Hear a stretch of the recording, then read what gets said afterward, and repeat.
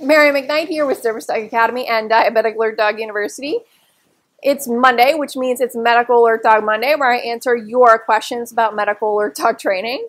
As you know, each week we start our videos off with a socialization item, and this week's socialization item is babies. The reason why you need to get your dog around babies is because they are loud, they smell differently than a large adult would, and also they make strange noises, and then also they move erratically. So it's definitely something you need to get your dog around, because at some point your dog will encounter a young baby or a young child. And if your dog has not been introduced to them, they're going to be scared of it. And you don't want your dog barking at a little baby, because you're going to be asked immediately to leave the premises of that building or that access point and never come back again. No one wants to deal with an aggressive baby attacking dog. So get your dog around babies and do it as soon as possible when they're really young. You get your dog around babies when they're really young, and they're not going to have a problem with them when they're adults. Several weeks ago, I released a video where I talked about how inexperienced trainers can ruin a young puppy that you are training for service work. After that email, I got several, how should I put it, incredibly negative comments from people about it. A person named Bill called me a money grubber because I was talking about my services in the video. A man named Wayne claimed that I was trying to use scare tactics in order to get you to use my services. And then, interestingly enough, one of my students, who's trying to be a service dog trainer, said that she would never refer people to me anymore because I was trying to pit trainers against one another as my strategy, to bring in new students. I was like, okay, whatever, people. Here's the deal. I've officially removed those people from my website and from my email list, because what they don't understand is that I'm doing exactly what I've been doing for years. I am just trying to communicate to you the seriousness of how important it is to train your medical alert dog properly with an educated and experienced trainer. And in this week's video, you're going to see an example of one of the things that I was talking about in the video that the people complained about.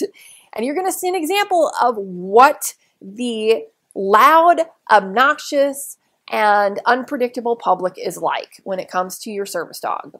This story starts with me taking Homer, who was a 13-month-old Labradoodle, to the St. Louis Galleria Mall. The mall is the largest and, fanciest mall in the area.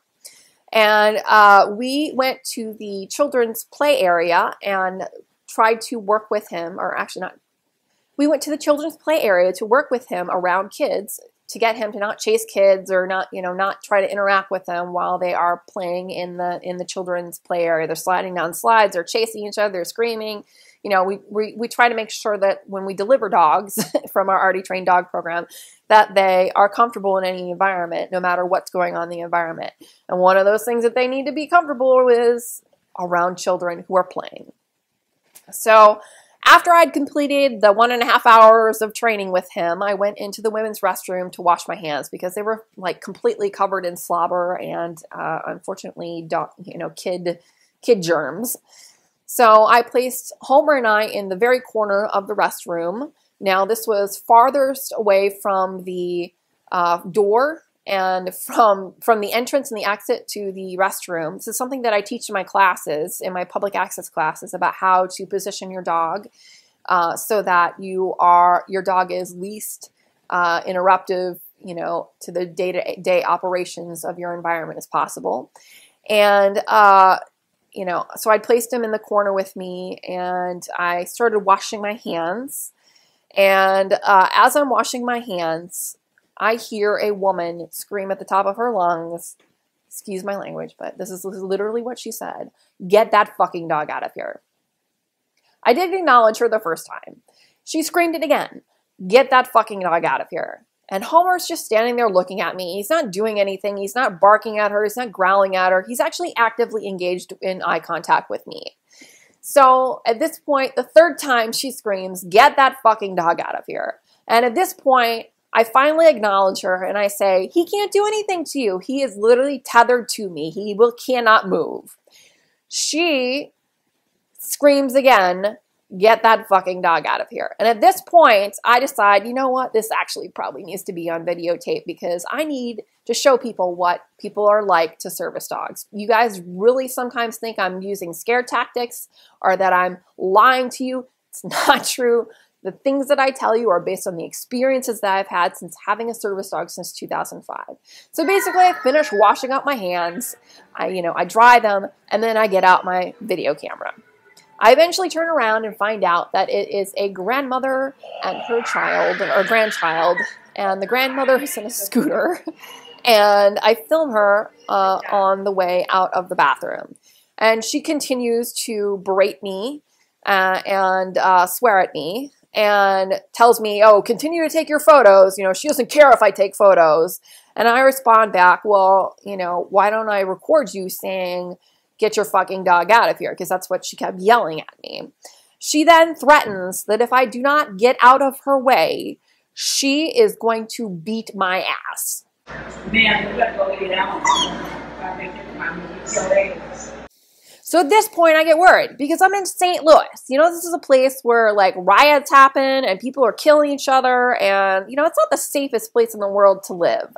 So I don't know if grandma's packing heat or what, but at this point, like I don't even know where my mind went, why I tried to even explain to this woman that who I was, and I'm here. I actually have rights here in the state of Missouri to train a medical alert dog in a public environment just as much as right as she has to be there. But she just keeps on swearing and insulting me. Paul, what? I'm scared of you. You're scared. You're the one that's been threatening me. Can you get out of my way, man? Yeah, I will move out of your way. So I eventually moved myself and Homer out of the way. And some woman who was waiting outside of the restroom, who obviously heard the interaction that was going on, comes over to me and she says, "Hey, I saw you working him in the children's play area. He's doing so good." And she tries to like calm me down because at that point I'm literally like starting to physically shake because I don't know if grandma's packing heat again. I have no idea. She's going to shoot me and my dog. So Homer did absolutely amazing during this entire experience. He did whine a little after this woman threatened to beat my ass. I'm sure it was probably because he started to notice that I was starting to experience some fear and anxiety. But he dealt with it pretty well. He actually went up to the lady who was trying to calm me down and, tried to interact with her. Which, at that moment I was physically shaking. I really wasn't cognitively able to do much about that preventing that interaction. But here's the deal. I've literally been chased over a mile on a beach while some woman irately screams at me because I have a service dog. I've had an approximately 8-year-old child, a child who knows not to do this. He literally came over to my dog's tail and literally went like this, put his foot up like that, and then purposely stepped on my dog's tail. He was nowhere near my dog. He literally walked up to my dog, went over to him, and went like this right over top of his tail. And then now I've got someone threatening to beat my ass because I have a service dog. So, what would your dog have done in this situation? Would they have calmly taken the abuse like mine have?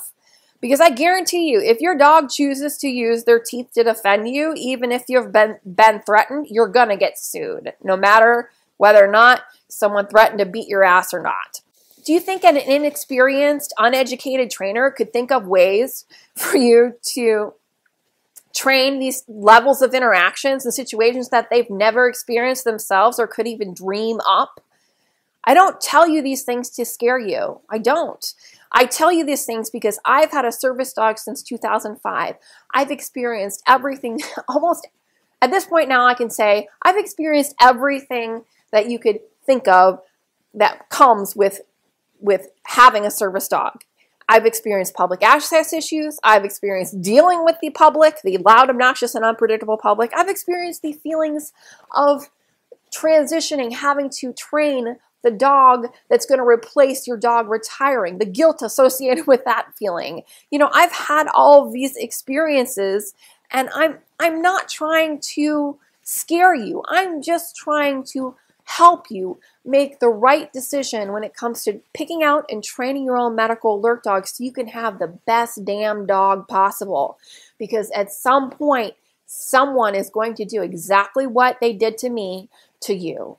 They are going to threaten you, they are going to yell at you, and your dog needs to be as stable as possible and not try to defend you. Because unfortunately, in this Sue Happy world, if your dog even like gets slobber on someone who's trying to threaten you, you know, it's possible that your dog made the wrong decision and you're now going to lose your house.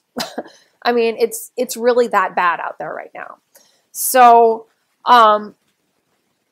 again, I'm not trying to use scare tactics. I'm just trying to tell you the truth and remind you that service dog training, it's not something to be taken lightly. It needs to be done with care and respect and with an educated and experienced trainer, not with someone who's experimenting with your life and your life savings. So what do you think of my story? Do you think your dog would have been able to be calm enough to be chased by a woman an entire mile screaming at you, irate with you? Do you think your dog would have been able to stay stably temperamented and not react to a woman who was threatening to kick your ass? I don't know. Leave a comment below this video on YouTube or go to our website at servicedogacademy.com. I have a new medical alert dog class coming up here in the St. Louis area. It's actually being taught in Waterloo, Illinois, which is about 30 minutes away from St. Louis, Missouri. The class is March 29th through April 1st, and there's actually another class coming to Seattle. So we are going to be teaching in Seattle April 5th through the 8th. If you would like more information about these classes and find out how to enroll in them, please visit my website at servicedogacademy.com or diabeticalertdoguniversity.com.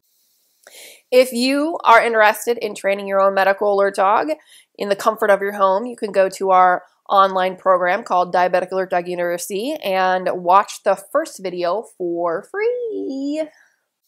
If you have questions about purchasing or training a medical alert dog, please email me at mary@servicedogacademy.com and I will try to answer your question in next week's Medical Alert Dog Monday YouTube video. Be sure to share this video with your friends and subscribe to both our YouTube channel and our email list. And then you'll be notified when we add new classes and add new videos and do maybe that another Google Hangout where we teach things for free and allow you to ask questions. So if you're on our list, both our email list and our YouTube list, you're going to get notified when we do things like that. Do you want one-on-one time with me but can't attend one of my classes? That's all right. I can transcend space and time. Well, in reality, I can transcend location. That's about it. But we can use a program called Skype, or we can FaceTime, or we can Google Hangout together, and I can see you and you can see me, and I can help you work through any problems that you're having with your medical alert dog or address any questions that you have about medical alert dog training using this really cool technology. So you can book an appointment at servicedogacademy.com or diabeticalertdoguniversity.com. I want to remind you that you can change your life with the use of a task-trained medical alert dog, and you can train that dog yourself. All it really takes is time, patience, a dog with the right temperament, and working with the right experienced trainer. I've trained 150 medical alert dogs for diabetes, migraines, narcolepsy, AFib, and POTS, and other experimental alert dogs. So, you know, I want you to be able to succeed with this. And I want you to become part of the Service Dog Academy family. And I want to hear from you and hear about how your dog has saved your life. You can do this.